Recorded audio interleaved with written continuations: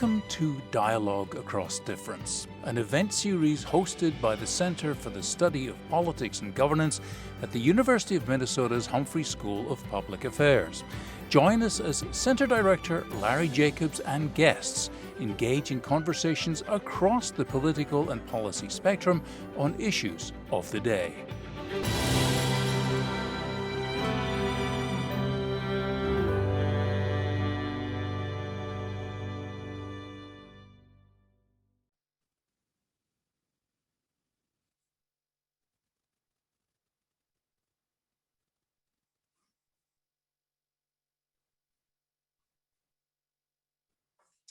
Hey folks, come on in. We're going to get started literally in a minute.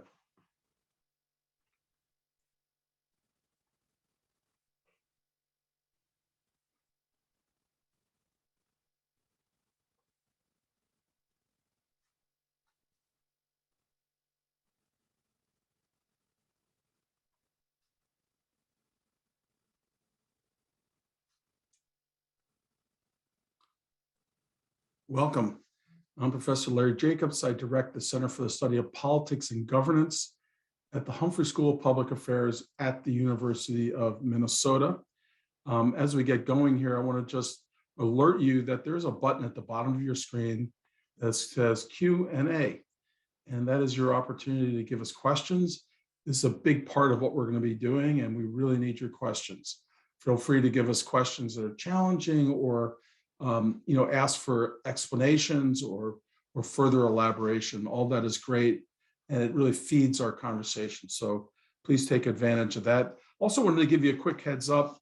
We're going to have our last event of 2021, and we've had some real great ones up until this point. And that event is going to be on Wednesday, December 15th at 12 Central Time. The topic is going to be the changing landscape of election audits. If you have been following the changing laws and the recounts in Arizona and elsewhere, you're going to want to check out this program. It is going to be run by Jennifer Morell, who's one of the top election people in the country who specializes in election audits. That's a great opportunity. Again, Wednesday, December 15th. I want to welcome you and thank you for joining today's conversation with Norm Ornstein, Attorney General Keith Ellison, and Judge Stephen Leifman. The topic is going to be on mental health and the criminal justice system. I think all of us are aware of the crisis in public safety. There's frustration and anger in the community. There's frustration and anger among the police officers and the public safety system. We need solutions. That's what makes today's conversation so important and valuable. And so I'd like to tell you a little bit about some of the people who are going to be joining us, and also to thank the College of Liberal Arts at the University of Minnesota and the Dean of the College of Liberal Arts, John Coleman, for helping us with this program. We're being joined, as I said, by the Attorney General, Keith Ellison. He's the 30th Attorney General. He was sworn in on January 7th, 2019. Before that, he served in the United States Congress from the 5th District in Minnesota. And before that, he was in the Minnesota House of Representatives. We're also joined by Steve Leifman, who is an associate administrative judge for the 11th Judicial Circuit of the Court of Florida. He served as a special advisor in criminal justice and mental health for the Supreme Court of Florida since 2007. He is well known around the country for his efforts to keep mentally ill individuals out of prisons and jails, and I think you're going to be absolutely blown away by the pioneering work that Judge Leifman has been involved with. And then I want to introduce a good friend of mine and of the Humphrey School and the University of Minnesota, Norm Ornstein, who's a senior fellow emeritus from the American Enterprise Institute. He is well known and highly regarded for his commentary on politics and elections in the United States Congress. If there's been a good idea to reform Congress, usually Norm Ornstein has been part of it. And if we had another 2 hours, he could tell you about them, but we don't. He is currently working on a project called Continuity of Government Commission. That's very important if, in case we had a disruption because of a terrorist attack or a pandemic. He's also hard at work on filibuster reform, which I hope to be hearing more about in the future. For me personally, Norm Ornstein is a model of someone who is serious about analysis and is also serious about being engaged. He is also a graduate at the University of Minnesota. As an undergraduate, he graduated at the age of 14. Excuse me, he graduated high school at the age of 14. He graduated the University of Minnesota at the age of 18. Quite remarkable. I'm pleased to turn it over to my good friend, Norm Ornstein. Thanks so much, Larry. And I want to thank you and the Humphrey School and all of the people who work with you, as well as Dean Coleman, for enabling us to have this program. In a couple of minutes, you're going to be seeing a documentary that was spearheaded by the foundation that my family put together after our son, Matthew, a brilliant and talented young man, died at age 34 after a long 10-year struggle with serious mental illness. We put together this foundation to, in the words of President Biden, turn grief to purpose. And we began, this is not a natural area for me. Like Larry Jacobs, I'm a political scientist focused on the institutions of governance. But my family and I, my wife, my son Danny, and I immersed ourselves in these issues of serious mental illness, and along the way encountered Judge Leifman, who has his own Minnesota roots. We went down to Miami to spend time with him, immersed ourselves in the program, now called the Miami model that he has crafted. And we're blown away by what he was able to do to save lives and save money at the same time. And I will just say one last word, which is, it's not just about helping those with serious mental illness. The reforms and changes that Judge Leifman and his team have put together have a much more profound impact on police and criminal justice generally. And we're hoping to work through ways in which we can apply some of these best practices to Minnesota and elsewhere. The film is called The Definition of Insanity, and you're about to see the version that was aired on PBS in 2020.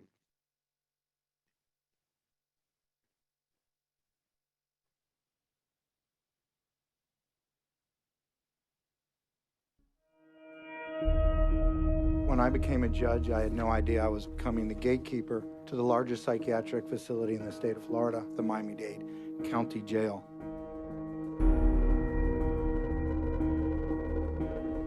This was not just a local problem, but it is a national one as well. LA County estimates 27% of its homeless population suffers from serious mental illness.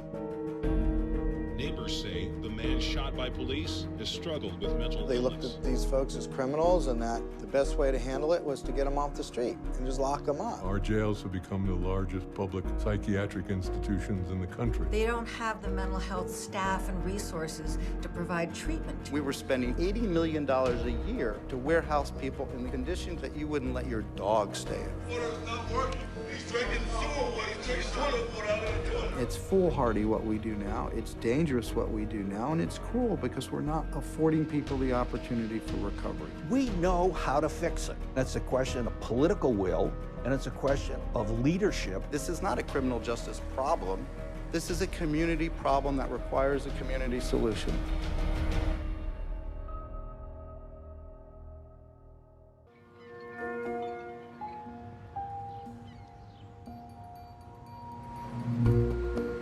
We want people to be part of their own change. We want to be able to give them the tools that they need so that they get the insight, but they also learn that there is a better way to live, there is a better way to deal with their illness, and you need to stay away from committing offenses. In January 2000, Miami-Dade County Court Judge Stephen Leifman made one of the biggest mistakes of his career. He promised the parents of a man who had once been a practicing Harvard-educated psychiatrist but was now homeless and appearing in his court for a minor offense, that he would get him help. The case was a window to how horrifying the existing system was. And the case involved somebody that had severe psychosis, but the court had absolutely no authority to get him into the system.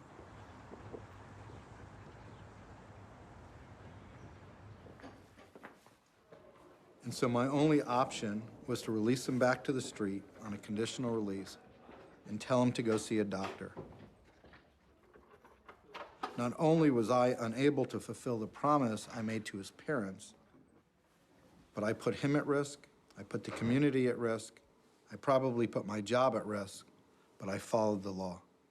20 years later, Miami-Dade faces a crisis. Nearly 10% of its adult population suffers from serious mental illness. But Judge Leifman presides over a system of care for people with mental illness that he hopes could be a model for the rest of the country. All rise. Thank you, gentlemen. Do you swear a firm testimony you're about to give is the truth, the whole truth, and nothing but the truth? Thank you very much. We started very slowly, just with nonviolent misdemeanor cases. I know you don't look for trouble. These are really minor offenses. You don't hurt anybody, and I really appreciate that. You're a nice man. Yes, sir. Always a young. I just don't like you having to be out on the street and getting sick. Are you hearing voices today? Little voices. Little voices? Little voices. Okay. And we had to prove that this would actually work. And in a very short period of time, it did. Judge, Mr. Alvarez is receptive to JDP services. The recommendation at this time is a residential treatment facility. He expresses the need for that service. He has been taken to central intake and has been placed on the wait list. Great. Hang in there with us. It's a lot better outcome once I can get you going, okay? I'm tired of the cycle. I know. I'm glad you see that. We're going to work with you and get you everything you need. All right, good luck. So what we've been able to do is a program that we've set up to actually help individuals navigate these complex systems so that they can get the treatments that they need, get the assistance they need, so that they can actually recover. The program Leifman pioneered is officially titled the 11th Judicial Circuit Criminal Mental Health Project. But to the team of people who chart its course on a daily basis, it's known as JDP, short for the Jail Diversion Project. Okay, I wanted to talk about how many people we are enrolling in the project. There have been 80 people enrolled and 7 people are pending. So I'm going to assume that we're doing really pretty well towards our goal of 100. So I think we're on target. Morning, Judge. Alejandro Aristizal at the Jail Diversion Program. On Mr. Dolan's case, the state approved his participation in diversion. We did screen and assess him. He meets criteria.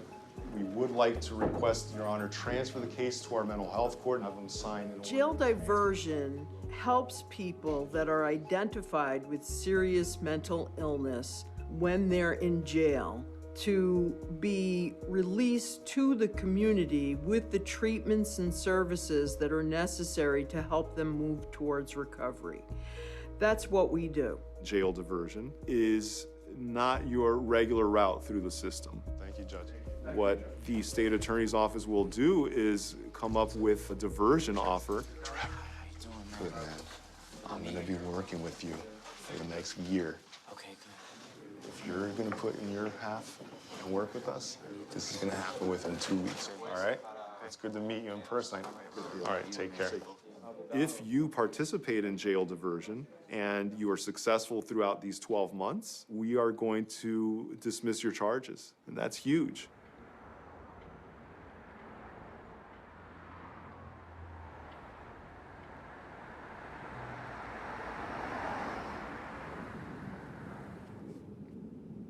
We're on our way to see Trevor.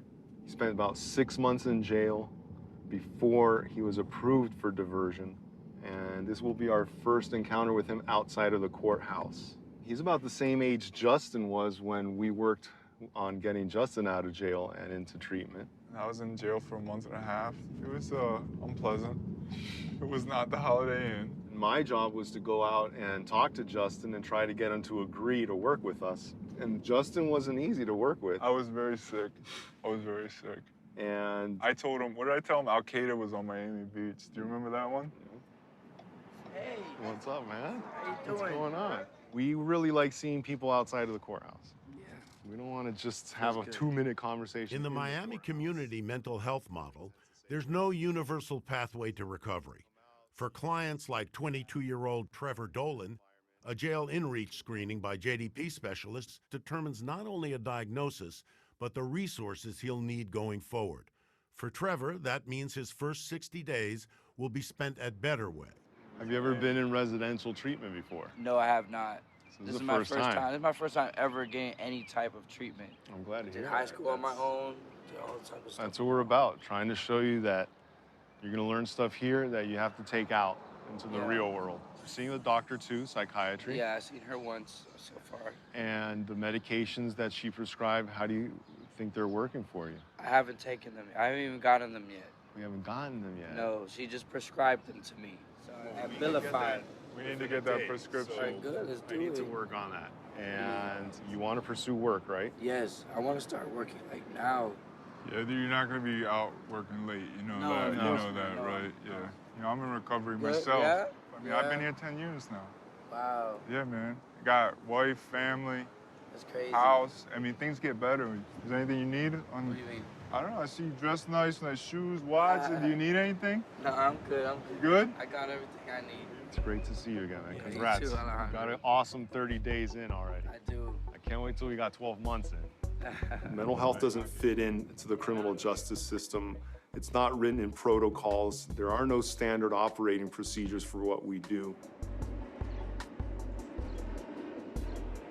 So we often think of ourselves as the glue that holds it all together, the translators, the interpreters. Mornings are rush, rush, rush. So it takes a lot of coordination.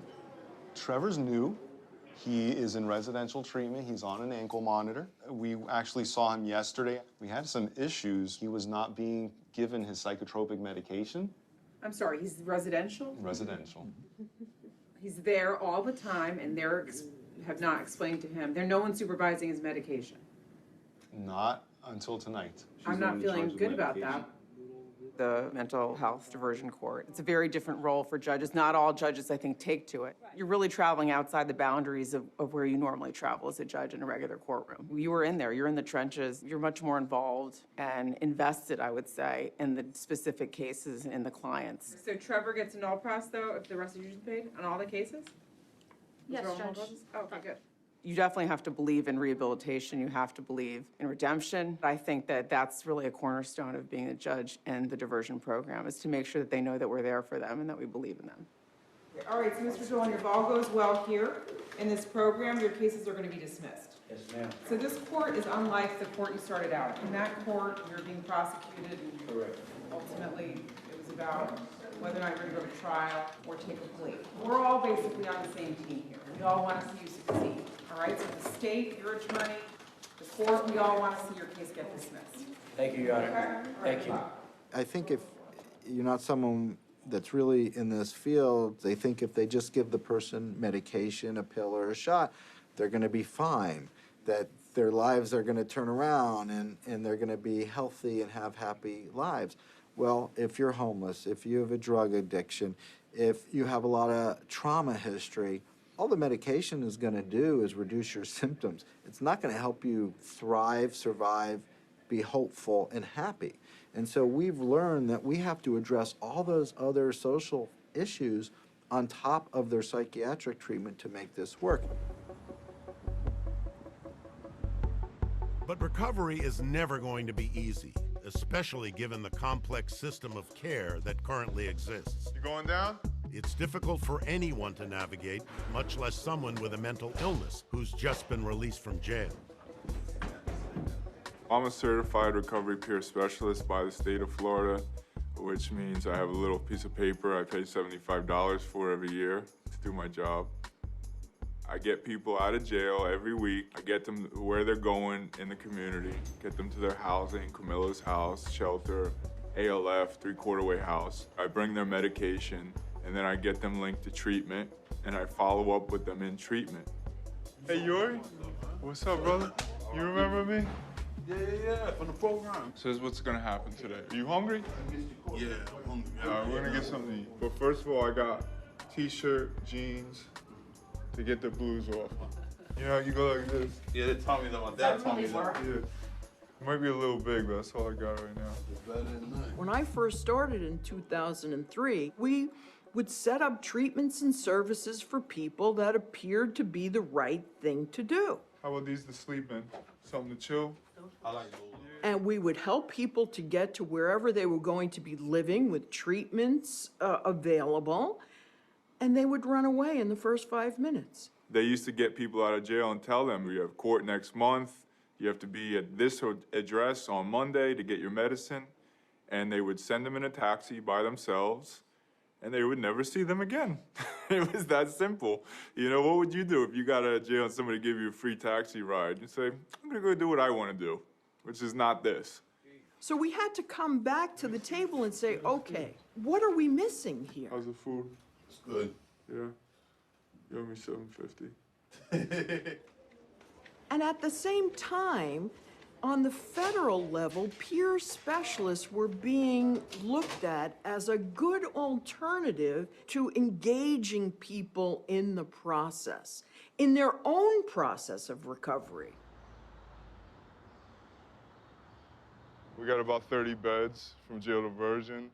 We got guys on the 6th floor and sometimes on the 7th floor.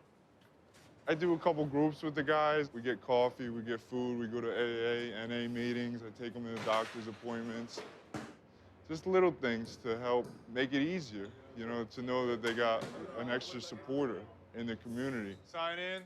All right, guys, going over the basics today. What does education mean to you? It's being educated on our sickness. We can just say health. Oh, yeah. Because, you know, this is the same category as heart disease or diabetes or something. Just because people say you have a mental illness doesn't make you weak or anything, you know? Sometimes I feel like that, though. Yeah. Yeah, but you're a lot stronger than a lot of people out there because you're dealing with stuff that a lot of normal people don't deal with. Yeah. So you got to think of it as strength-based. You know, so many people have put us down so many times over the years. But we actually... I've been deal like that a lot. Yeah. But now we're gonna give you the tools. Let's do a little skit right now. I know what you. Oh, you know, let me do it with you. Come on, please. Come on, let me do it with you. Kevin, you can't go. It was a skit, bro. Let me tell you one like he doing. Oh, come on, Kevin. No, come on, come on. Okay, you gonna be serious? Okay, we're gonna do something else. We're gonna do well, I'm gonna do something else. All right, you my friend. I'm the bad influence, okay? Wait. I'm gonna set the scene. You're gonna stand up for yourself. Okay. We're gonna be about 1 minute. Okay. And then we're gonna sit down. Okay. Okay. So I got these dumb kids. We're gonna go hustle them. So I need you to come with me to come talk to them so we can get money off them. You gonna come? I'll give you half. No, Justin. Why not? I'm not gonna do that. Why not? I thought you were my friend. I just got out of jail. You just got out of jail? Me too, man. I don't want to go back. And they might beat the heck out of us. Even though we grown, we young looking, we never know what they have on them, Justin. That's what these sneakers are for, man. You can run. I ain't that bad, Justin. The Miami model based on comprehensive community care is unique in the United States, but it is not a new idea. Hearings begin in the Senate this week on our bills to combat mental illness and mental retardation. Almost every American family at some stage will experience or has experienced a case of mental affliction. And we have to offer something more than crowded custodial care in our state institutions.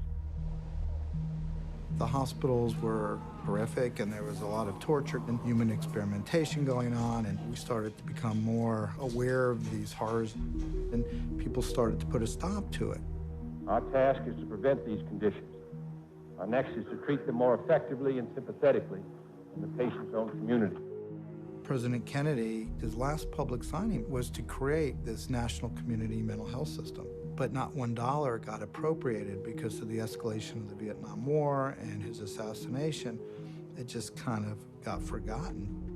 The goal was to deinstitutionalize. So there were supposed to be community centers health centers where families could go, where they could go, where they could get their medication, they could do their treatment, and government and lawmakers just didn't give the money, the resources that was needed to do it. And so we close all the hospitals. We significantly cut back on federal housing. They go to sentencing guidelines to get tough on crime. They go to the war on drugs. You had a tripling of the number of people getting arrested since the 80s, and these folks just get swept up into it. And so we never deinstitutionalized. We transferred responsibilities from the really crappy, horrible, dangerous state hospital to the really crappy, dangerous, horrible jail. 11 years ago, I was on the 9th floor in the Dade County Jail. I'm laying in a pile of feces, vomit, and urine. I'm sick, I'm hearing voices, I'm seeing things. People are lined up like sardines on the floor. Bah, bah, bah, bah. And this guy comes with this white powder out of his socks. He's got real high socks, like Dr. J used to wear, you know, and he starts sprinkling this white powder. And on the same disgusting floor, people are doing lines of it off the floor. When I was arrested, I had medication with me. And I told them I need to go to the hospital. I take pills. And they were like, oh, we'll put you on the psych floor. I'm like, thank goodness. Some people that understand me. If I get up there, it's way worse, man. There was people screaming around the clock. And the abuse from the corrections officer. He beat a guy unconscious in the cell next to me. And I just heard this guy screaming at 3 o'clock in the morning. You know, please God, no. Please God, stop. I'm sorry. I'm sorry, and this is his flesh just hitting the concrete until he just hit one last time and he went silent. I didn't sleep for 3 weeks. I was on the 9th floor. It just made my mental health worse. And, you know, my bond was only like $500. I had some money in my account, but I didn't know how to pay it. The people that stay in jail are the seriously mentally ill because they don't know how to navigate the system. You're either too poor, too ill, too sick to get out.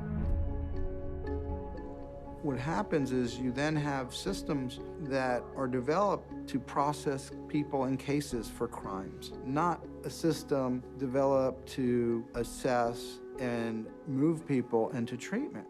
So guess what happens? You end up spending your entire adult life recycling through this criminal justice system. I tell people it was the definition of insanity, where we kept doing the same thing again and again and expecting a different outcome.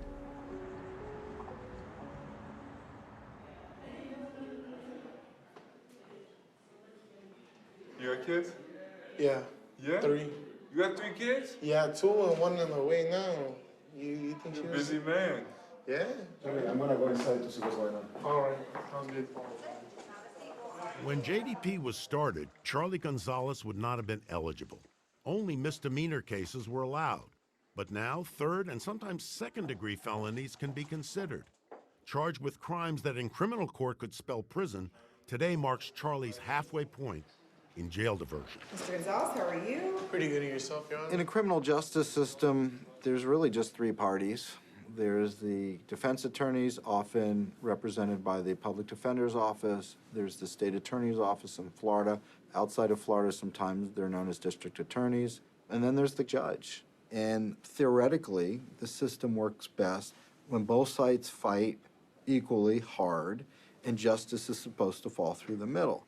And so doing a collaboration in criminal justice system is not a natural act. And so it had to be created. A community has to agree together that they're going to solve whatever particular problem exists in their community. So we all come to the table and we can put, you know, turfs to one side and say, we're gonna build something really meaningful here. He's been attending all his appointments at Camilla's outpatient. He just went on Monday and saw the doctor and adhering with all recommendations, really. And I think he has had some big news in the last couple of days. It looks like he's gonna be expecting his 3rd boy. Yeah. So pretty much everyone is on board with, we are not going to criminalize mental illness. And that is a big shift. That's a big cultural shift in the community where people are actually seeing the mentally ill as being part of this community, not being those people. Today we're here with private counsel and the state to possibly motion for a release from the GPS ankle monitor. Immediately after Alejandro took Charlie's case, he was evaluated and he started receiving treatment. He called me 2 weeks after he had been admitted, and we're having a conversation at night, and he's telling me how much he loves, his job and how his life is going great. And this is the first positive conversation we had with him. And like 10 minutes into it, I go, listen, man, are you taking any meds?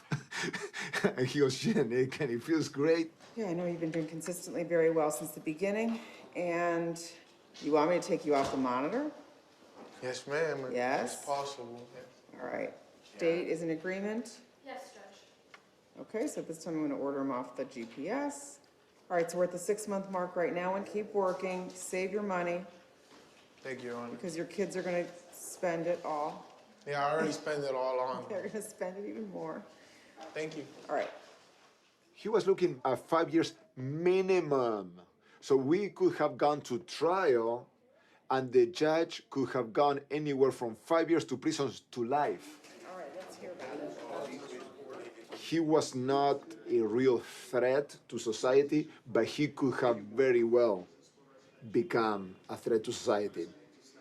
This is all they needed to do. They just needed to diagnose him, and they needed to give him the right medication in the right amount.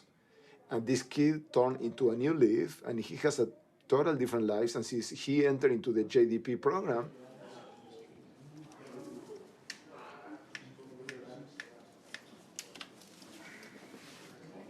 Oh, man, my ankle feels a little lighter.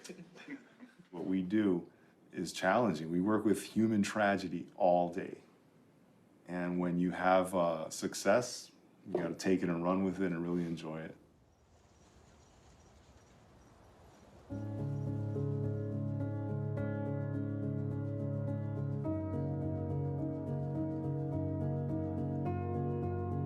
Oh wait, check this out. This is from Jersey. I've had this thing since I was probably 12 years old. I'm not gonna say how it got here. I special ordered it. This is it, man. I got a couple of appreciations from the court. Got an award one year. Then in the Washington Post later that year, they did a whole story on me and then how things need to change and we need to change the system. Like, you shouldn't have to go to jail to get treatment. It doesn't really make sense. This is like the chill part. You know, you get home, you say a prayer, you meditate here, give thanks. And it helps keep you focused on what you're doing, because you have to first take care of yourself to be able to give back.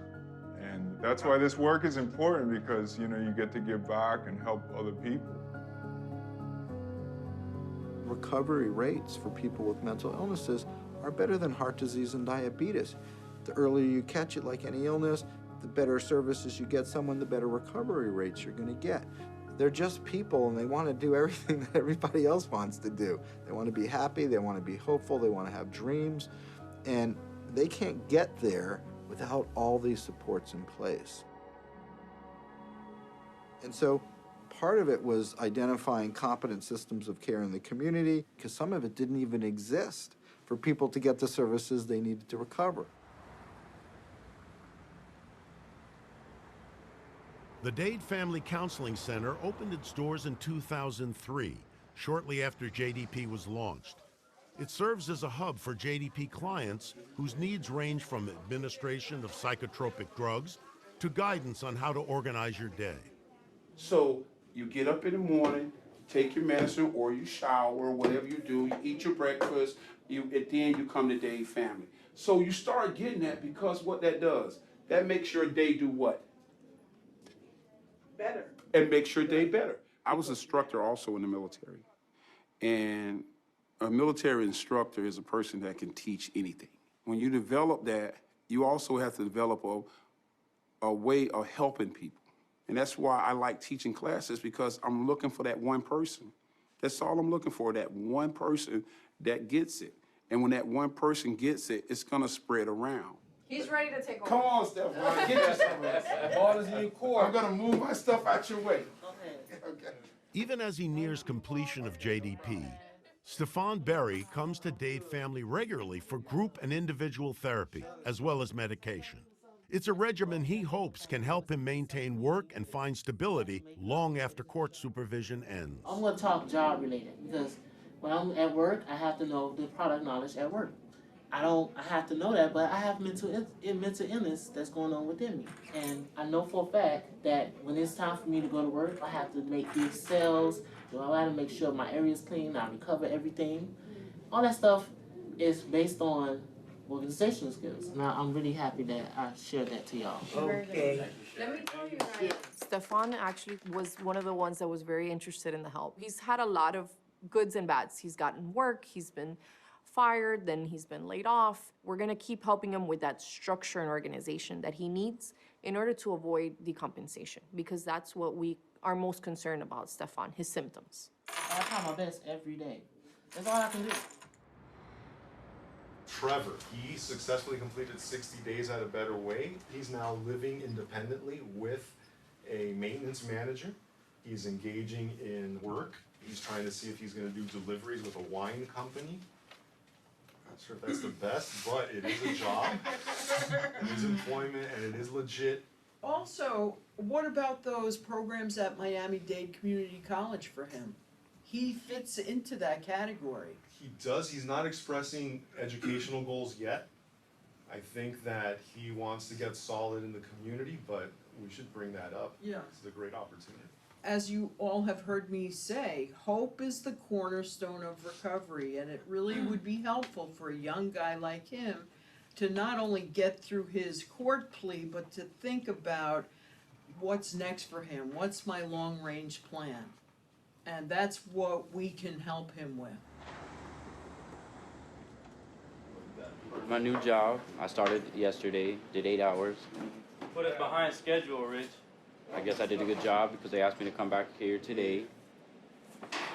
I just want to show the JDP people that they chose a great person for this. You kind of have like that angel like looking over your shoulder. So if you do have a thought of doing bad or doing something that's not really with the curriculum, you have these people to think about, you know, how would that make me look? How would that make them look?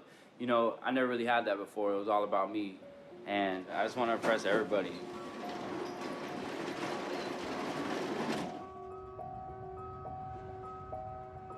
I always had a normal life. After I had this whole schizophrenia thing, it really drowned my mind. Like, everything was crazy. Like, I didn't know what was going on at the time. It was real psychological warfare. As I move forward right now, my program is my only way to conclusions and everything that my thinking process needs from the program. I think my thought process is always messed up. But when the program started coming through and the teachers start helping, that's how my mind getting better. Like, I know for a fact my mind's getting better, like everything. The criminal justice system really should be more preserved, if you like, for those that are really dangerous. People who are a danger to others.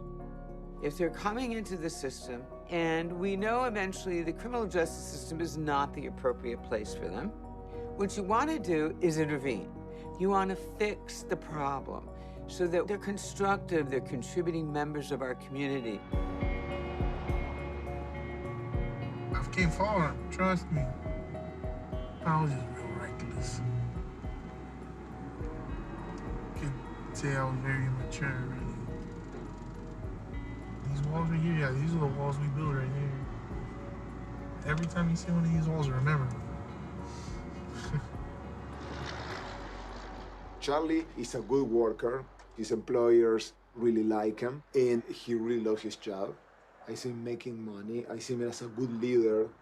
So we can only hope that the instruments and the tools to cope maturely that he received through JDP will carry him through. The tools and instruments of any recovery begin with whatever resources a community has to offer. But the challenge lies in connecting those resources and figuring out what's missing. For Miami, that process started in 2000 at a meeting with researchers from the Policy Research Associates in upstate New York. We were trying to think through a mechanism that we could effectively go into a community and work with them and do strategic planning and help them along. So we had come up with this model, which we called sequential intercept. Steve Leifman came over and said, will you guys come down here and do one of the mappings for us? Basically, these are the different intercepts of the criminal justice system. So right here you have initial detention and arraignment. Here you have jails. So this is the jails in the prison. This is the reentry process to get back into the community. And then this is back in the community. So this is probation and parole. And what we do is we map the different communities and we figure out where their gaps and resources are. When Judge Leifman and his team mapped out the intersections between people with mental illness and the criminal justice system in Miami, it revealed huge gaps, not only for people who had been arrested, but also for those who hadn't yet entered the system. And so we realized that we needed a pre-arrest diversion program to try to limit the flow into the system. And that meant we needed to train more police officers so that they would make less arrests of people with serious mental illnesses. Hey guys, how are you? How you doing, sir? How's everything going? What do you suffer from? So you've been to crisis before, right? And you suffer from schizophrenia? Okay, we'll do the best we can to help you guys out. What is your name? I want to pray for you. Can I pray I'm for Officer you? Coker. Thank you, Father, for this brave man, Officer Coker, who did shoot his gun in the line of duty and survived and killed 2 people, right? No, but thank you, though. No. Or you're gonna kill 2 people before you get over, and you won't get over it. But you have to save your life, and you're gonna survive. Thank you so Just much. touch the prophet. Thank God you. bless you, Officer Cook. Have a good night. Hello. How are you? When I first got on the street and someone approached me aggressively or fast or their speech pattern was off, it definitely, made me nervous and scared. It goes from being a calm situation to, a situation where now he's combative, I'm combative, and then next thing you know, someone might get hurt. So those are things that the training has taught me as an officer. Crisis Intervention Team Policing is this wonderful 40-hour training program developed in Memphis, Tennessee that teaches the police how to identify someone who's in crisis, how to de-escalate a situation, and where to take the individual as opposed to arresting them. CIT is first and foremost officer safety. So what do you think emotions can do to you when you're out there on the street talking to someone? It can get you hurt. It's really no fault of law enforcement that they didn't have the tools, the resources, or the knowledge to divert to treatment. Someone's loitering and they're not responding to the officer's directions. You are non-compliant, you are uncooperative, and I'm arresting you. Let's go, buddy. You're going to jail. Can I have a volunteer come up? Thank you, thank you. Morning, how are you? I'm Officer Diaz. I'm so happy that you're here. Me too. Will you join me in singing the national anthem? Where? We're right here. Right now? Okay, no, please, take a step back. Just take a step back. Okay. Not a problem. Okay, what made you take a step back? Well, what CIT teaches the officer is to see more than just, the obvious potential crime. If I just asked you to take a step back, it did not compromise your officer safety, and you were able to just take a step back. You gotta compromise sometimes with these people, man. Exactly. It can't always be you. You're gonna escalate it sometimes. Exactly. Beautiful. Thank you. The first day I was here, I learned more in those 8 hours than I did in 9 years with the Highway Patrol. Not taking anything away from the patrol was great. It's just that us as law enforcement officers, we're made to wear so many hats, and now in today's society, they also want us to wear a white lab coat, to try to diagnose these people. We can't do, we're not medical professionals, but here it teaches us a little bit more to recognize some of these things that people are going through. The whole purpose of CIT is let's decriminalize the mentally ill, let's properly assess, let's get the person to the right place and divert them to treatment when it's appropriate. How long ago was it that you stopped taking your medication? A year? Let me go ahead and speak to the mom, okay? Help me. Okay. Something wrong with her. She needs help. Okay, but remember, she also needs to be on that medication. She hasn't been taking it for over a year. She's 16 years old, Mom. You need to get that medication for her, okay? Yeah. Okay. When we started the project, there were approximately 118,000 arrests per year in Dade County overall. Now it's down to about 56,000. And so police injuries have almost stopped entirely. Injuries to people with mental illnesses have stopped. And police shootings went from almost 2 a month for people with serious mental illnesses in our community to maybe 5 or 6 in the last 8 to 10 years. What are you feeling right now?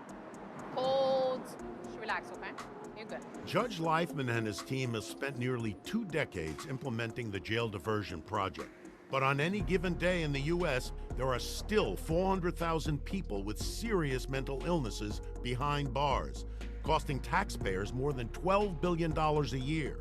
Given this national crisis, Miami has become a model for other communities. One of the things you really have to let them know is... This week we had a group of judges, the elected prosecutor, and providers from Cleveland come in. They're really working hard to try to replicate this. What's the most difficult part about your job? Putting out fires. Say I have like 10 good clients, and I would just love to hang out with them all day and eat empanadas and cannolis, right? Like, you're doing great, we're doing great, let's pat each other on the back, you know? But it's more like, this guy's out of meds, this guy needs to be hospitalized, this guy took off, go find him.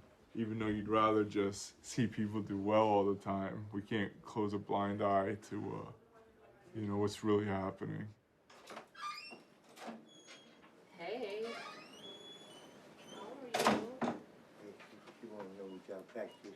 Hey, What happened? It got kept threatening me in there, man. I moved out here. No, you should have told me. You should have told the guy. Let me see if I got some food.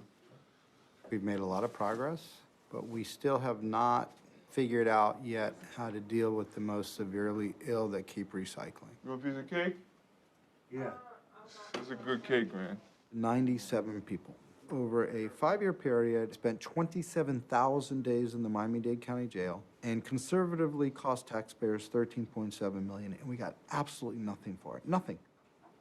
It's taken us a long time to figure out what most of this population that is that sick need is to have all the essential elements of recovery in one place. Ironically, the site Judge Leifman has in mind for a first-of-its-kind jail diversion center is a former state mental health facility. We're going to remove the feel of it being a jail or an institution. For people with mental illnesses, we're going to take you to some horrible facility that's under-resourced and understaffed. It's going to look like crap. We're going to throw you on a bed and medicate you against your will. Who wants to go get treated? And so this facility, people are going to be happy to be here. They're going to understand it's really to help them get into recovery and not to punish them, torture them, but make them want to get better. In the absence of a one-stop shop, a patchwork system of care is a reality the JDP team must face on a daily basis. Don't forget to bring your prescription for Abilify. Who did I talk to about that? My counselor doesn't have it, so I have to go get a whole new prescription. I thought you had it. No, my counselor has it. I'm gonna have to keep a closer eye on you, man. I'm gonna have to assign a staff to really be on this because I'm just not getting really good information. So I'm gonna give you a shorter reset date. I'm gonna have you come back in 2 weeks and we're gonna work between you, Walter, or Justin and me. We're gonna try to make sure you're aware of all your appointments. Okay. All right, okay, I'll see you in a little while. Okay, all right. Bye. Nobody is quarterbacking the team in the community. Nobody can tell you, the therapist, the case manager, the director, the court liaison, nobody in these agencies can tell you what's going on with the client. A little frustrated, sorry about that, but.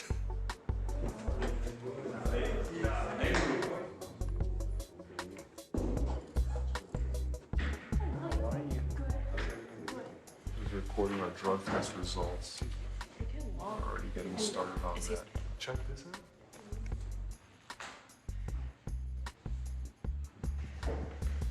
What's it say?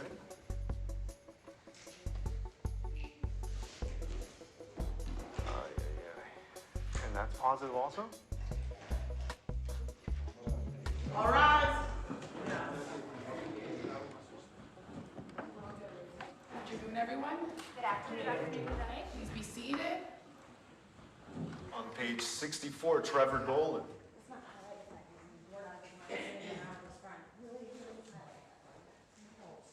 Trevor, hey, what's going Trevor also came back positive for alcohol. There are several matters right now that I need to manage better with Trevor. So we're gonna be a little more involved and have him talk to us more frequently. So you've taken on a lot, school, work, but when you take on a lot, there's also the potential that you're not able to satisfy and comply with everything. So we want you to be careful. And now you come in with a positive for alcohol, so that's concerning. So let me hear from you a little bit about what you're thinking of all this. Well, I can understand the challenges it would be taking all this stuff in, but I did get offered by the guy I'm staying with to quit my job, so I can easily substitute it with the meetings or everything that I need to do. Me working at the winery, I don't really see it as a temptation. I don't drink on the job. I had a drink when I came home yesterday. And that's not good. It's jeopardizing your sobriety and it's jeopardizing your status here in this program. And that's important because Trevor, if you were to go back to division, what's he facing? Judge, he has over 1, 2, 3, 4 felony cases, so we made an exception to allow you to participate in this program. I have approximately 45 years state prison. You understand that, Trevor? The next time you think about having that drink, or you think about not doing something that you're supposed to be doing, you have 45 years where you're facing. If you went back to the regular division, that's a long time in prison to jeopardize for alcohol, okay? Correct. All right, nobody wants that, okay? Thank All you, right, Trevor. All right, Trevor.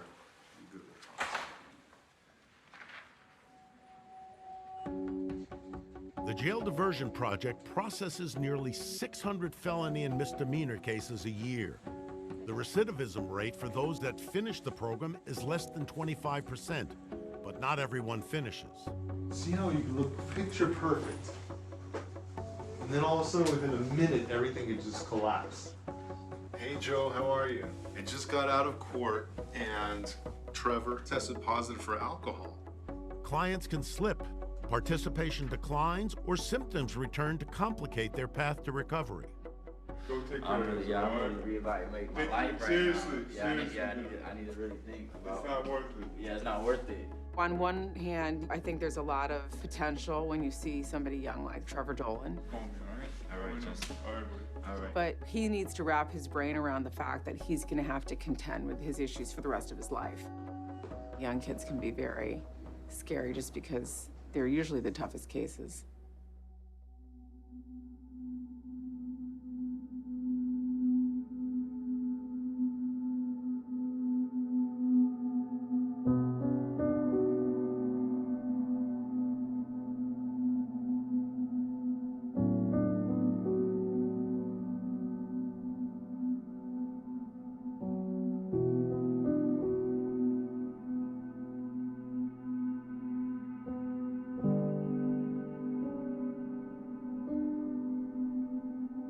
Charlie was supposed to successfully complete 12 months of court supervision today. We were all going to be clapping. We were all going to be happy about him completing this portion in his life where the court oversees his treatment. And we learned some really difficult news. Unfortunately, Charlie was arrested on a new felony. The team and I have been, thinking about this. You're always trying to second guess, what could we have done? What could he have done? What could his family have done? But you have to be resilient, you have to be tolerant, and understand that he came into the criminal justice system and the mental health care system for a reason. He needs help. Our doors are open to Charlie.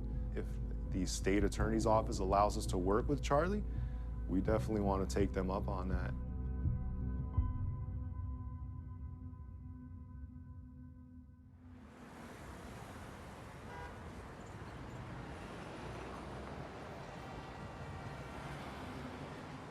I've come so far, and it takes some time for me to actually sit down and reflect. Some people tell me to forget that past, let that stuff go, and I can't do that. I never will. I'll always remember what it took for me to get to where I'm at, and I'll always remember what people helped me, and I'll always remember every little detail. I will.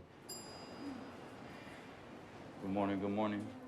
My last semester, I got straight A's, so this semester I'm trying to do the same thing. Okay, so last class, what did we talk about? Social comparison theory, okay? And what did it say? It said by watching people, it can influence you. Yes.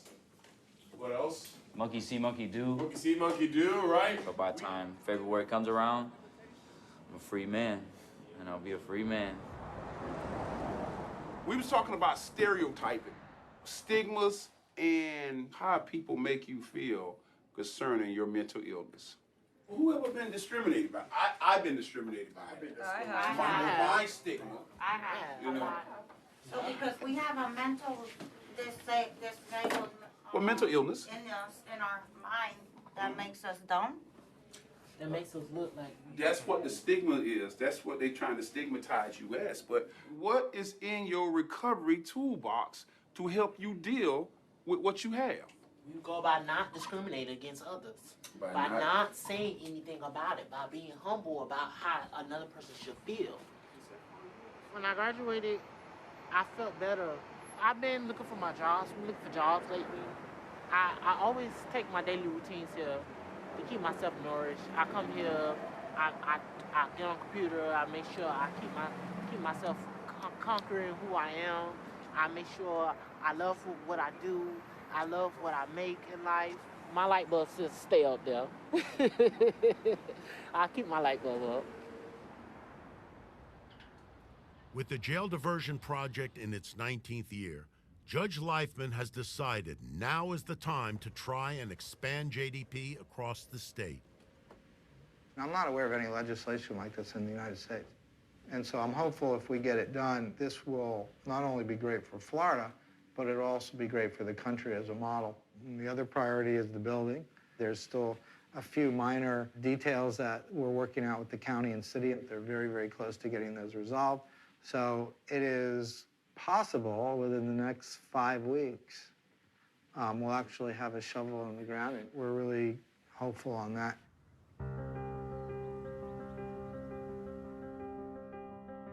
I'm very, very pleased and honored to have Judge Leifman with us today to talk a little bit about mental health in our state. Thank you, Madam Chairman, members of the committee. Thank you very much for the opportunity to be here to discuss these very important issues. My name is Steve Leifman.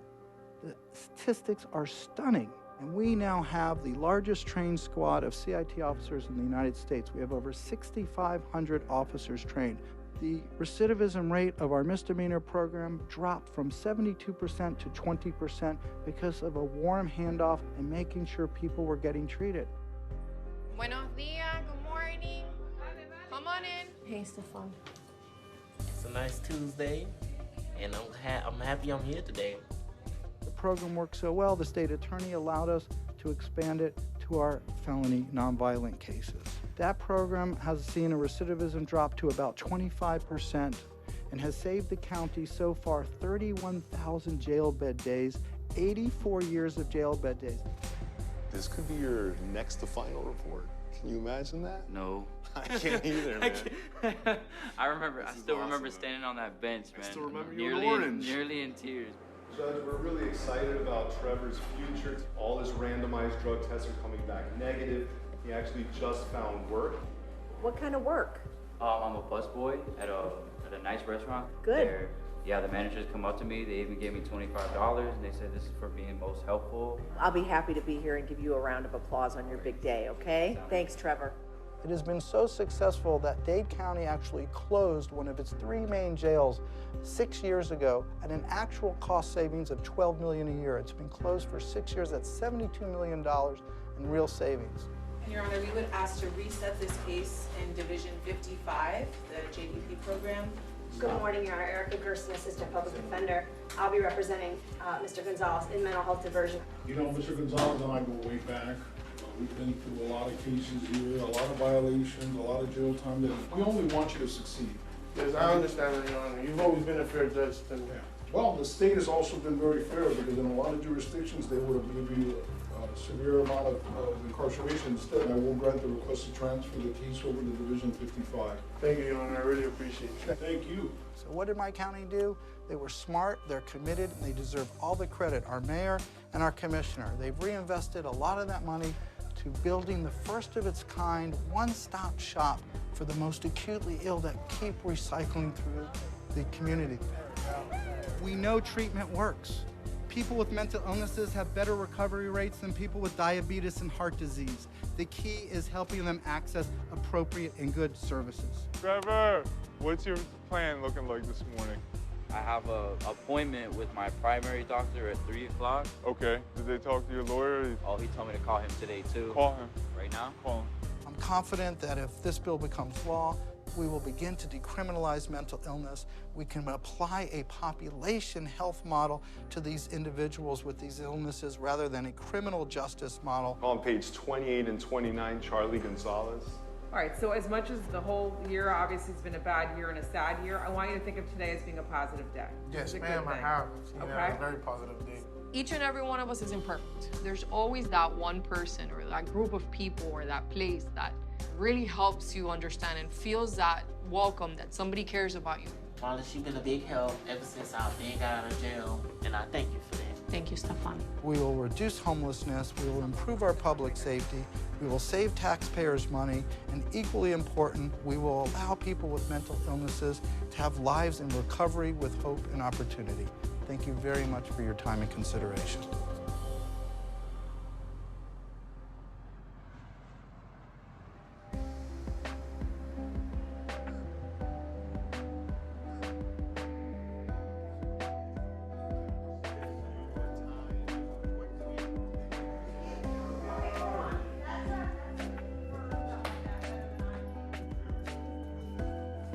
Judge, if we could call, please, on page 26 and 34, Trevor Dolan. All right. Hi, Trevor. Hello, Your Honor. How are you? How are you? Happy Valentine's Day. Happy Valentine's Day. Good afternoon, everyone. Judge, it's a pleasure to report that Trevor's been engaged in treatment and mental health substance use disorders services for 12 months now. He's active in recovery. He's been testing negative for all illicit drugs for over 8 months now. He's engaged in all treatment services, but in addition to that, he's maintaining full-time employment. He's going to school. We're really happy with the progress he's made throughout the 12 months. I think his lawyer has seen amazing progress, his family. We're really happy to advocate today or to inform the court that he's done excellent in these last 12 months. And today should be his final report. Excellent. Let me hear from the state. Your Honor, Mr. Dolan has definitely earned the state's announcement today as to F-17-14775 and F-17-14368. The state announced a null cross.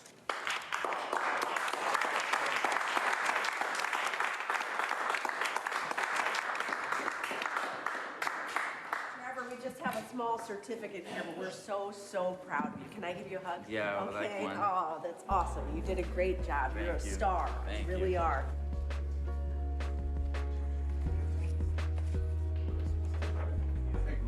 Thank you. Man, this is awesome. Keep it up. I'll see you next week. All right, next week? Oh, yeah. Here? I'm going to be on, you know. I'll call you. I'll see you at that's the fine. restaurant, Okay. Oh, okay, wherever, okay. Better Way, somewhere. We'll catch up with you. Okay. I didn't think it'd be this strenuous, you know, with the appointment they put on me. And then my first mistake didn't help me either when I got tested positive for alcohol. But at the end of the day, people are trying to help you. Justin, Alejandro, they're really just trying to, like, be somebody that maybe you never had in your past or maybe you never had, period. Oh, this one is the prettiest. Not everybody that graduates gets a cupcake. We just happen to have cupcakes. It's not like a thing we have planned.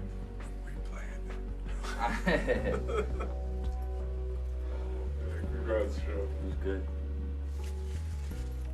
Miami-Dade County Mental Health Court and the Circuit Court of the State of Florida, 11th Judicial Circuit, certificate of completion awarded to Trevor Dolan. It's me.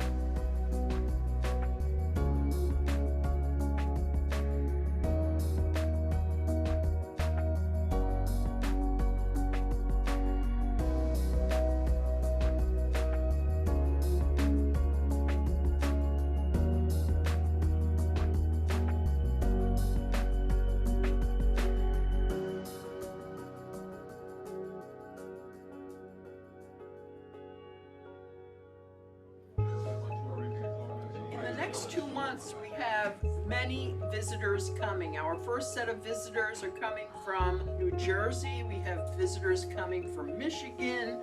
We have visitors coming from somewhere else I can't even remember. So we should be proud. And you know what? We know what our challenges are, but that's only working towards systems improvement, right? We just want to get better and better.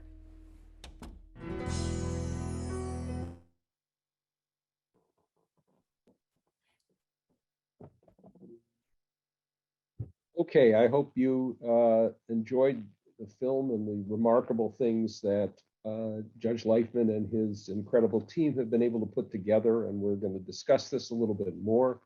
I'm thrilled that we're joined by Keith Ellison, the Attorney General of the state of Minnesota, former congressman. Anybody who knows Keith knows of his passionate commitment to social justice and to making the criminal justice system and the society work for everybody in Minnesota. And we'll see whether there are elements here that can bring us together with best practices that we can share and spread. And of course, we're also joined by the incredible Steve Leifman. Judge Leifman, let me turn it over to you. Thank you very much, Norm. Thank you, General. We really appreciate you being here. I thought what I'd do is just start briefly with a little bit more of an overview of the work that we're doing. We often joke that we are a 21-year overnight success. This is work that takes time, but it is extraordinarily rewarding because it works. As mentioned in the documentary, for me, it started because of the case I had, a very sad case. The defendant turned out to be a Harvard-educated psychiatrist who worked at our public hospital, who had a late onset of schizophrenia and became homeless and started to recycle through our criminal justice system. And when he came to my court, he ended up having a full-blown psychotic episode. He started screaming at the top of his lungs that his real parents had died in the Holocaust, and the couple who were in court, which were his parents, they were imposters from the CIA and they had come to kill him. And we had no training as judges at the time. The only thing that I was taught to do is that if someone was acting strange or bizarre, order a psychological evaluation. Frankly, I wasn't even taught what to do once the evaluation came back with the individual. My hope was I was going to be able to get him into some kind of treatment. So he was in on a misdemeanor, some ridiculous low-level offense. And he ended up spending 10 to 12 weeks on possession of a dairy cart. A lot of homeless people get caught up on those types of local ordinances. And all three evaluations said that he was incompetent to stand trial and that he met Florida's very high standard for civil commitment. And when I went to get him committed, I found out I had no legal authority to get him treated. And my only option at that point was to release him back to the street, floridly psychotic, dangerous to self or others, and there was nothing I could do to help him. And none of us become judges to be part of that kind of problem. And it really opened up this window to everything that was wrong with our system. And, I put him at risk. I put the community at risk. I probably put my job at risk, but I followed the law, and the law just didn't work. And so what we did, and I recommend this to everybody, is we had a summit in 2000 where we brought all the traditional and non-traditional stakeholders together for a 2-day summit. And I think, one of the good things being a judge or an attorney general, when you invite people to meetings, they come even if they don't want to be there. And we invited all of these folks that normally didn't sit around and talk about these issues to this 2-day meeting. And we brought outside facilitators, and we literally mapped out over a 2-day period the intersection between our criminal justice system and our community mental health system. And frankly, what we found is that we were embarrassingly dysfunctional. In fact, I remember at some point in our summit looking at each other and asking who's more sick. These poor souls that have these diagnosable, very serious mental illnesses that didn't ask for this, or us folks that were supposedly sane and healthy, who had designed and developed a system to fail. and it failed brilliantly. And we realized that we needed to take a different approach. And this is really about systematic change. This was not about setting up a mental health court. It's almost the least of what we do. It was making structural change, because what you find after being on the bench as many years as I have, which I think is about 24 years at this point, is in many ways the criminal justice system is the repository of failed public policies. And we weren't designed to fix those broken systems and those broken policies. But by bringing people into the room and not pointing fingers and starting to figure out where all the gaps in our system were, we were able to put together a plan to move forward. And what we did is we put together this written collaborative agreement, and we had everybody that was in that meeting that could make policy change come in and sign this document, basically attesting that they would agree to make these changes. And we initially started with this two-part approach, one being a pre and post-arrest diversion system. The pre-arrest, as I mentioned, is based on the CIT model, crisis intervention team policing, training police officers in a 40-hour program on how to identify people in crisis, how to de-escalate the situation, where to take people, and how to stop arresting. And just to bring you up to speed, because the documentary, by the time they filmed it and showed it, and today is over almost a 4-year period, has even continued to grow. We have over 7,600 officers trained in Miami-Dade County at all 6 of our departments. In the last 10 years, 2 of our 36 departments that we kept statistics on, the 2 largest, they handled 105,000, 268,000 mental health calls over 10 years. And out of those 105,000 plus calls, they only made 198 arrests. They didn't shoot anybody. Nobody got killed. It was stunning. And as a result, the number of arrests in Dade County went from 118,000 to 53,000 before COVID. We also recently looked at the number of shootings in Miami-Dade. We looked at the 5 years before we did CIT training to the city of Miami, the 5 years after, and then the last 5 years. Before CIT training, there were 90 police shootings.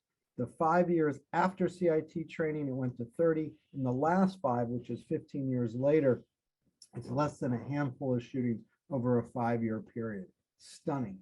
And one of the things that we learned that we had not anticipated was the high level of PTSD among our law enforcement officers. The woman that runs our program, who is amazing, that does the training, she gets 150 calls a month from police officers for their own personal mental health issues, 150 a month. And we realized they would not go to their departments for help. And so we actually set up a treatment program for them outside their departments so that we could help them get assistance. Last year, more police officers died from suicide than in the line of duty. They have high suicide rates, high domestic violence rates, high substance use rates, and high divorce rates. And most of it is attributable to PTSD, and we do very little to help them get treated. And as a result of doing this, they've become extraordinarily empathetic. You're now the cool police officer. If you get punched by somebody with a mental illness and you don't arrest, you're the wimp if you get punched or touched by somebody with a mental illness and you do arrest. And we can see it in the data because they record the police injuries in the data as well. And it's much higher than the number of arrests. As a result of all these programs, and they have all expanded, and so the post-arrest diversion program, if you're arrested on a misdemeanor, we get you out of custody, usually within 3 days of your arrest. We send you to a crisis stabilization unit. Because they're on a criminal hold and on a civil hold, we actually reset the case in about 14 days, which is what most of these folks need. 72 hours, which all of our laws have on a civil case, has more to do about protecting people's rights to see a court or a judge if they're being held than it does with a treatment plan. And so by resetting the case in 14 days, it really gives this population an opportunity to stabilize and to help engage them. We have several programs within our programs. We have an assisted outpatient treatment program We have an alternative to competency restoration program. We work really hard with the community. We have a jail in-reach program to expedite people's release. Our recidivism among our misdemeanor population went from about 75% to about 20%, and our felony recidivism dropped from 75 to 80% to about 25%. Our jail has now been closed 8 years, which is an actual savings of $12 million a year. That's $96 million in real savings. The county has reinvested a lot of that money back into our system. The felony program has well over 84 years of jail bed days saved. And instead of working right now, the county to build new jails, they're working right now to complete this mental health diversion facility, which I'll talk a little bit more about in a few minutes. So I think that's probably a good place to stop. It works. It's not rocket science.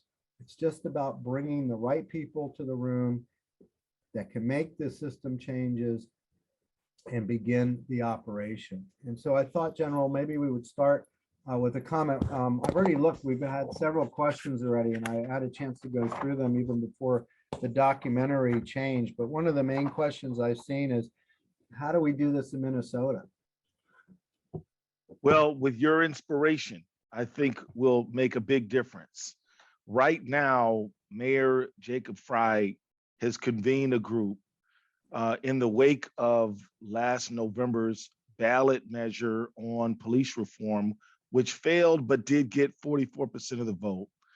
The question on the ballot was essentially, shall the police department be transformed into a Department of Public Safety, which includes traditional policing, but also other measures such as mental health intervention, nonviolent violence reducers, like average citizens who just de-escalate and as well as other things. And what people are always looking for is what works. What works, and we've gone from having tragic incidents between police and community, to protests, to civil unrest, to studies and commissions. And I think now everybody's about ready for some solutions. And so I think that what you have laid out is extremely promising. And you've talked about the positive benefits. I'll chuck in a few more. I bet your payouts for Section 1983 cases have gone down. I bet your trust between police and community has gone up. I bet officer wellness, I wonder what they would report. I bet you they're saying, look, we're feeling better about our jobs. We're having better morale. And I think it's incredibly encouraging. Minneapolis wants to make some changes. Minneapolis doesn't know exactly what it wants to do, but we have the will to do it. And so I think that this comes at an extremely opportune time. And I would say that I'm making notes right now about how I can get a hold of that documentary that was played, because I'd love to see Mayor Frey and his committee see it. And one last thing, if you don't mind, Norm, it is clear that this issue of police-community relations cannot be solved with only dealing with police. It is an interjurisdictional, interagency phenomena. At bare minimum, it's going to take police, prosecutors, and judges, and probably a good deal beyond that. So the fact that this is pulling different people from different spheres together is incredibly encouraging. Let me respond to that, Keith, because I think you're exactly right. And, Minneapolis has had some crisis intervention training for police. It's a necessary but not sufficient condition. Right. You need to change the culture in the department, but it can't be done if it's an entirely antagonistic process. It has to be seen as a partnership. And that's what Steve Leifman and his team have been able to do. One of the things that I would love to help with, and we would like to work with you on, is to do a summit of just the sort that Judge Lightman pulled together, that maybe you could pull together, and bring the different actors in the community together to try and create these partnerships. What Miami shows is that it's doable, and you can take people who are natural antagonists, the prosecutors and the defense attorneys, the police, and often the judges, and find ways to have them all understand that this would be better for everybody. So if we could do that, it would be a minor miracle, maybe a major miracle. And I think you're the guy to do it. Well, let me just say, I'm in. We'll get started right away. Let me ask you, Judge Liepman, are you up for this? You want to? Sure. You are a Miamian. I mean, it's kind of nice down there this time of year. I mean, Well, we probably wouldn't do it in February, but I'm also a half Minnesotan. My dad played ball at the University of Minnesota with Bud Grant back in the day. Oh, wow, that's outstanding. I have very serious Minnesota roots, as he would say. So anything we could do to help, I would be happy to do so. But you're right in what you asked earlier. The city of Miami was actually able to get its bond rating improved because of the substantial reduction in police shootings. They were spending hundreds of millions of dollars in lawsuits from police shootings. And people often don't realize communities, cities, municipalities, counties, they're not insured against that. So whenever there is that kind of shooting in a lawsuit, the payout comes directly from the taxpayers. And so when you're spending hundreds of millions of dollars in lawsuits, it hurts the bottom line, it hurts your bond rating, and it costs taxpayers more money to borrow money. And so by doing this, we saved city of Miami and county taxpayers hundreds and hundreds of million dollars in bond rating reviews because it's reduced it so significantly. But also our police suicides are down, thankfully. Relationships between law enforcement and particularly family members with mental illnesses. Look, people would tell me that they would be afraid to call the police. They rather their family member beat them up than call law enforcement in because they were afraid it would go south and the loved one would get hurt or killed. And that doesn't exist anymore. One of the things that we did that was so helpful is we've appointed a liaison officer that CIT trained in every department in every substation. And as Norm said, it's not just about the traditional CIT training.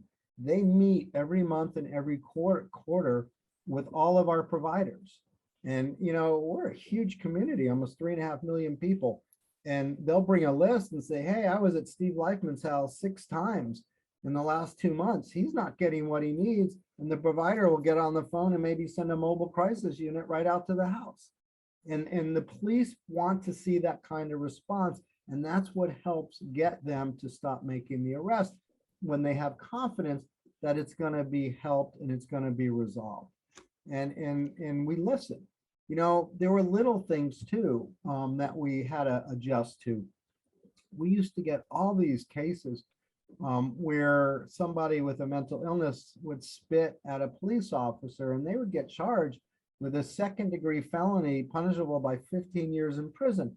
And so we went to the police and we're like, hey, why are you arresting someone for spitting? And they're like, look, Judge, we didn't want to do it, but, and this is before COVID, it's even equally serious now. We were afraid of HIV transmission. And so the only way I could get a blood test is if I arrested them. And they're like, if you could get me a blood test at a crisis unit, I'll stop arresting. So what did we do? We changed the system. We set up a warrant process. They can call me anytime, 24 hours a day. I'll sign a warrant and have blood drawn at a crisis unit. And for the most part, they have stopped making those kinds of arrests. And it's about listening to each other, not getting mad at each other, understanding what's really going on, and responding in a way that is responsive to everybody's needs. And look, most of our officers don't want to shoot people and they don't want to arrest people with mental illnesses, but they need alternatives too. And the thing is, if they're suffering from PTSD and there are other race issues that may be involved, it's a toxic combination. And so we have to address some of those other issues as well so that we can lower the temperature and help people get, everybody get the treatment that they need. Look, these illnesses just don't discriminate. And you could be a police officer, a politician, or a homeless guy with a serious mental illness. And we just need to do our best to get people the treatment that they deserve. So yes, sir. Oh, sorry about that. Go ahead. Go ahead. No, please go ahead. I wanted to point out that one of the things about Minneapolis too is that after the incidents in the aftermath of George Floyd, we were kind of feeling like, wow, we've been able to avoid these things on a massive scale, but now here we are. And I just want to say to anybody from Minnesota, Miami does not come from some crystal stair kind of experience, right? Miami, and Judge, I don't know if you were living in Miami at the time, but you might remember it. McDuffie riots. I was here. I was born here. We've had more than our share. 1967 Christmas time. Yeah. I believe the guy's name was Walter E. Headley. He was the chief. He said so people think Trump said when the looting starts, the shooting starts. No, that was an adopted phrase. That was that right there in Miami. And so Miami, so we're learning from people who actually know, they've been through it and they get it and they know, and they've decided that that the status quo of 1960 whatever wasn't working out, and it's better to take some action. And so I just wanted to note that for folks who feel like this is I'm really glad you raised situation. It. Yeah, I'm glad you raised it because I was going to bring it up. We're no better. We're no smarter. And growing up part Minnesota, and I always looked at Minnesota being much more progressive than South Florida. I mean, we were an old Southern community, white Southern community when I grew up. And it's just our demographics have changed substantially, and we've broadened our thinking. But we also had something called the McDuffie riots. Right. Gentleman, African-American, was pulled over on a motorcycle and was basically beaten to death. And it turned into a massive race riot for weeks.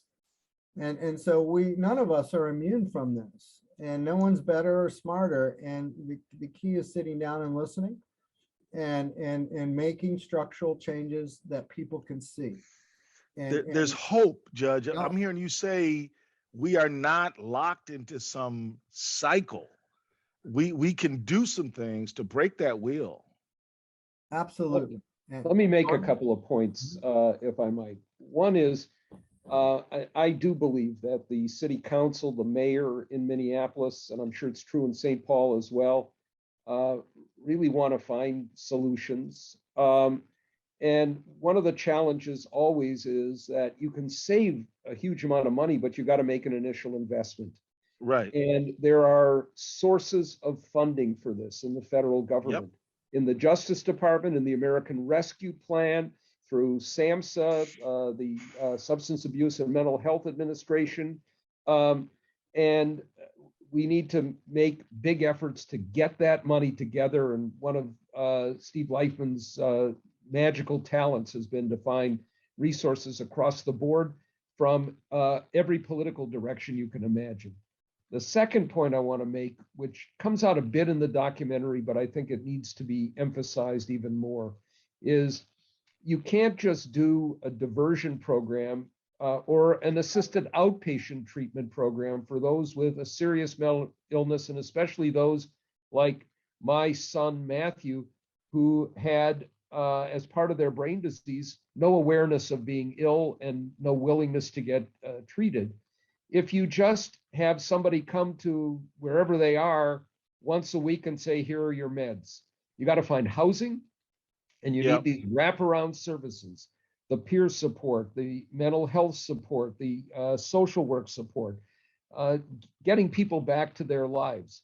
And it's a system that's entirely broken, and we need to focus not just on the criminal justice side of this, but on making profound changes in the way we deal with those with serious mental illness, and making it so that even if you have police who want to provide somebody who's in a psychotic state with help.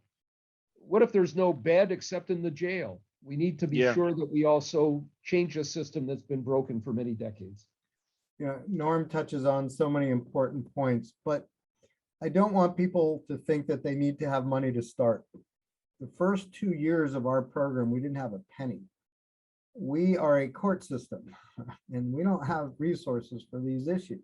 But what we found is there were already existing programs in the community.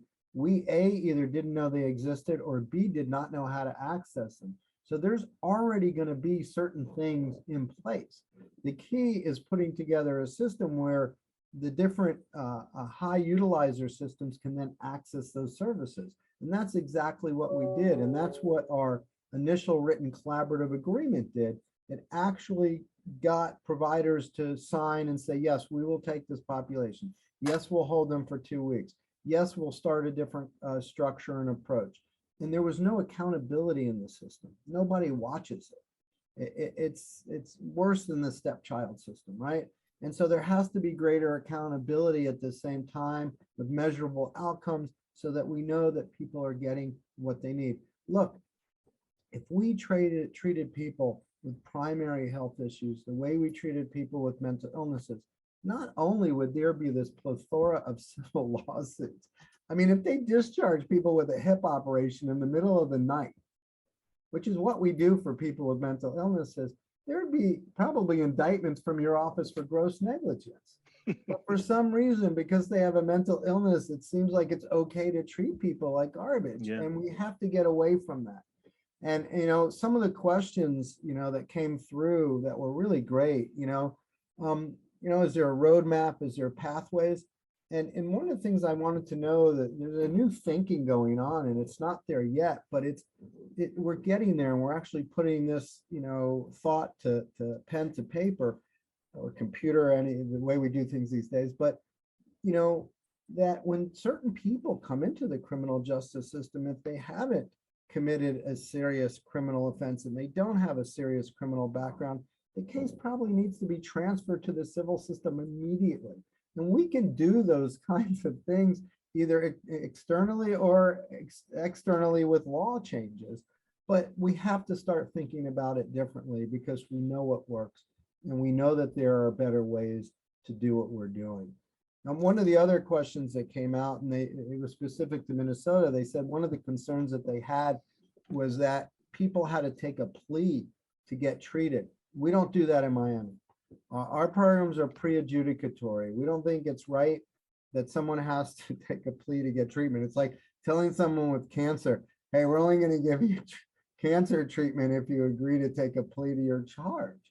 We find that by leaving it open and giving the person the opportunity to go to trial anytime they want, it makes it easier for them to accept. And not one person has left our program to go to trial. And so you don't really need to get people to take a plea. And the idea is that we want to decriminalize the issue. We don't want people leaving us with a record, because once you're adjudicated guilty on a criminal case, it gets harder to get housing. It gets harder to get employment. You're more likely going to be hanging out with real criminals who are going to take advantage of you. And so we want to change that dynamic in a way that's going to be much more effective. And so any thoughts you had on that might be helpful. Well, I will point out a few things. While we don't have the operation you all have, which I think we'd be tremendously better off if we did, we do have elements of it. So we learned a few years ago that there were a lot of folks who made a lot of visits to the ER at the Hennepin County Medical Center. Mm-hmm. And we made an application to Medicaid, Medicare system to let us use some of the dollars for housing for some of the more frequent users. We put those folks into housing, and we found out that their visits to the ER plummeted, and we were able to do medical surveillance on them so they could stay on their meds, because a lot of times they wouldn't take it because they weren't in a mental condition to do so, right? But the thing that brought a tear to my eye, Judge and Norm, is when I visited these folks and talked to them, and they said, yeah, for the first time in years, my mom will allow me to come to Thanksgiving dinner. I just was out of control. Who knows? I might flip the table. But so we grew apart. But now I'm doing better and I'm feeling so much better. And so it is even the people who feel like this is a brighter day for them. And so we know in Hennepin County and Minneapolis that housing's good medicine. So that's a piece of what you're saying. We can pull that in. We've had diversion programs in our courts for years, but we have a mental health court, but it has a lot more to do with whether or not you can require a neuroleptic drug or a commitment. It's not really a criminal diversion mental health court like you all are talking about. So my point is, it's not. I mean, we could do this. You know, I mean, it's within the realm. There are pieces that we could just. What we really need to do is do more collaboration. So I think it's well within, and and I want to just tell you this, Norm. You've sold me. I'm in. I'll engage and do all I can. Put my office behind it. I think it is the time for solutions. It is the time to start getting some things done.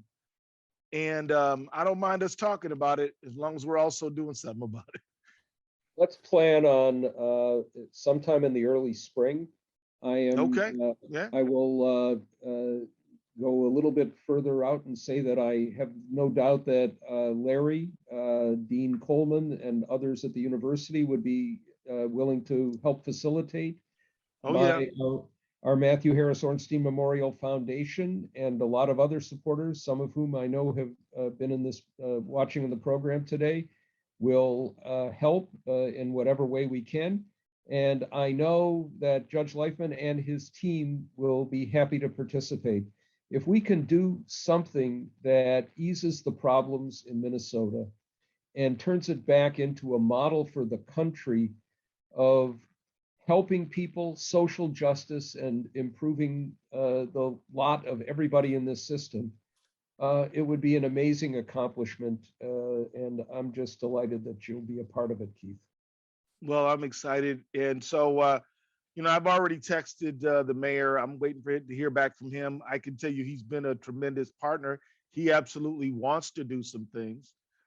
He wants to do the right thing, though, not just anything, but the right thing. And this is definitely headed in the right direction. And I'll tell you, you talk to the sheriff, Hennepin County Sheriff, he'll say, man, I'm running a mental health facility that has a lock and key on. It is such a situation, but but this is very hopeful. And so I'd also just like to add too, just to put a little bit of framing on this, is that I think that our country, a lot of the systems of policing we had really were founded and established and set up during a very different set of social arrangements than we have now. Back when we set up our systems of policing, mental health, people were just relegated to like an institution. We did race relations were in Jim Crow. We had a lot of things but what we have not done is we have not updated our systems of safety and policing. And I think that what we've got to do now is to say, look, we're moving into a new era where human dignity is looked upon very differently than it might have been 70, 80 years ago. And we can't just keep on pushing these old ways into the new moment, expecting a different result. And I'll also add that I'm very pleased that you mentioned the challenge regarding officer wellness. We have been really hit hard by that. In the aftermath of George Floyd's death, a very large number of officers did report PTSD and took leave because of it. And some people who you might say they're cynical, you might say not. They say, oh, this is just a blue flu. And maybe some are, but I don't believe they all are. You know what I mean? I would say some of them are just like, wow. When you consider that the number of officers who committed suicide after the January 6th matter. Those guys were like personally devastated by what happened. And you can see how some folks after the summer of 2020 in Minneapolis, personally devastated. They don't know how to make sense of the world anymore. We've got to take officer wellness seriously. And so that's another very promising element of what we've been talking about today. Yeah, you know, PTSD is physiological. It's not an emotional response. It's literally an overdose of cortisol to the brain. It comes through the pituitary gland, and it's the system that our bodies use to protect ourselves. It's your flight or fight mechanism. And so you get a lot of law enforcement officers that are former military that already have trauma issues, that many of them are getting re-traumatized on the job, and then others are just getting traumatized on the job. And they're in one of the worst professions to go get help. And so it's incredibly, and there's some really good treatments out there for it these days. And so there's no reason not to help. And the way ours works is that as long as the officer is not homicidal or suicidal as a result of their mental health issue, we don't have to report it to their department. And it just gives them a lot of extra confidence. And we tell them those up front so there are no surprises. And they appreciate it. You know, they shouldn't have guns if they're in that state of mind. And they understand, but in most cases, they're not that severe, but we are getting them what they need. And it's really, really working. And one of the questions that came out asked to restate how we began with no money. This is someone from a rural community in Minnesota. And they're really, you know, worried about lack of resources in the rural part of Minnesota. And there are, you know, particularly one of the few things decent that came out of the pandemic, I guess, is the use of telepsychiatry. And there's no reason not to help those communities get greater access through communications to be able to serve people, or maybe even putting a room at in an ER or a church that would make it easy for the police to take someone where there would be a screen and they could communicate with a psychiatrist and start to help them get services earlier and easier. There are a lot of ideas. Florida's a big state also. People don't think of us as rural, but we are in many ways, like Minnesota. And it's critical for us to be able to think about new strategies for that population, because for law enforcement, it could be a half-day drive to try to get somebody services so they don't do it and they just arrest. And we have to look at some of the alternatives for them as well. Well, thanks for bringing that up. That to me is a particularly important point. We focus on Minneapolis now, it's the epicenter, but St. Paul, Duluth, all of the rural areas, the problems are, as Steve just said, in some ways different as you move out to smaller towns and rural areas. The challenges may be different, but a lot of the solutions can fit, you know, depending on the needs and the resources of different communities. So we need to think more broadly. In some ways, they're more isolated than the urban areas, and the isolation makes matters so much worse. So we definitely need to reach out to some of those communities as well and make it easier for them to get services. Somebody also asked, what else can the federal government be doing? And part of the problem we see is that, you know, they're very narrow in what they will fund for services, and they make it more difficult sometimes. One of the keys to our success are our peers. We have 8 peers, people with lived experiences that work for our program. 4 of them graduated from our program. But many of them have to work part-time to be able to maintain their benefits, which is ridiculous. You know, they're struggling enough to be able to overcome their illness. They shouldn't lose their benefits if they work full-time as a peer. And so, you know, because these medications can be expensive, services can be expensive, and so they need their benefits. And so, you know, there are things that the federal government can be funding that are actually less expensive, like peer support services, that have greater outcomes. And we don't do those kinds of things, and it would be helpful if we did. Something else that is problematic for a lot of communities, depending if your benefits are suspended or terminated when you're arrested, makes a big difference. If they terminate your benefits upon arrest, it could take a year to get your benefits turned back on. And so you want to make sure your legislature, if you haven't done it already, has a law in place that you're only suspending benefits, because it's a lot easier to turn them back on as soon as they leave custody. And then they'll have the benefits they need to be able to receive the services you want them to receive. Yeah, you know, I just wanted to add that I think that philanthropy in Minneapolis would be interested in helping pull some things together. I think that and I also want to note, we did a report, which I'll put in the chat, a year before George Floyd was killed. It's called the Working Group Police Involved Deadly Force Encounters, February 2020. George Floyd's killed in May 2020. Me and the Commissioner of Public Safety, it was statewide, pulled together a diverse group, and talked about these issues for about 4 or 5 months. We found two things that surprised everybody. One is that the majority of the deadly force encounters with police were in greater Minnesota. This is to your point, not in Minneapolis and St. Paul. And so that's something that I don't think everybody really thought about, but because we think about the spectacular, highly urbanized thing. But the other one is that about half are people who were in a mental health crisis. So that really opens the door. I mean, if we can shave off half of this problem, or at least be addressing it, that is absolutely tremendous. St. Paul has dealt with some dual response, dual jurisdictional response, police and mental health.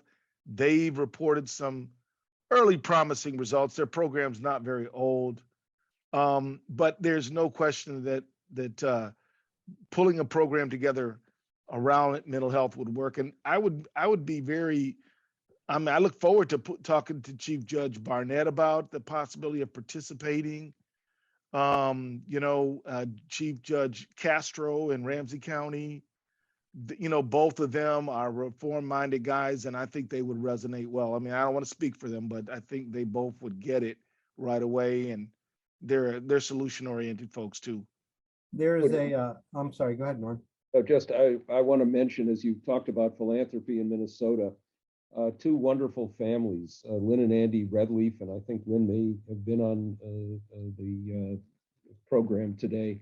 Bruce Atwater and his family contributed mightily to helping put the documentary together, care a great deal about these issues, and I'm sure that there are others.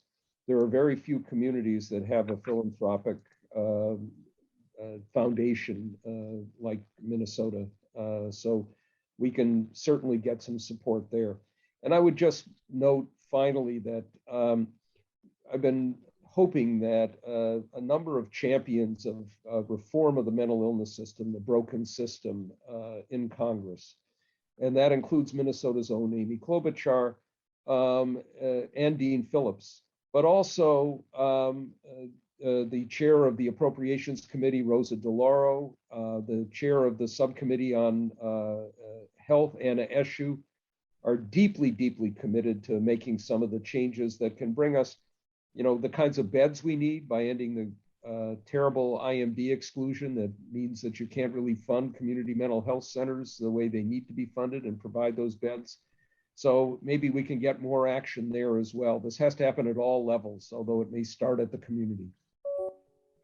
Well, Norm, no doubt, as great programs like the one Judge Leifman's been talking about, as people get to know more about them, Congress has to step up and do their good part. Yeah.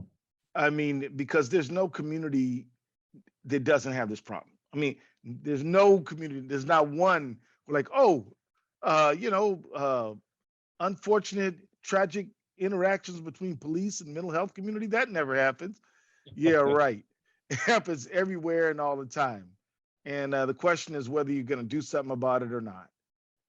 And it's not just our philanthropy community, our business community has stepped up Oh, in yeah. ways you could not imagine. Both our Downtown Development Association and our Greater Miami Chamber of Commerce have been phenomenally supportive of this and have helped us get additional resources from our legislature for these programs. I also wanted to mention up, because I know we're out of time, I sent Larry and Leah, I think they're going to post it, a list of all of our, a description of all of our programs in Miami-Dade. It talks about how they're done, the success, because there's many programs within our programs. And please take a look at that information, and hopefully we'll get back to Minnesota soon.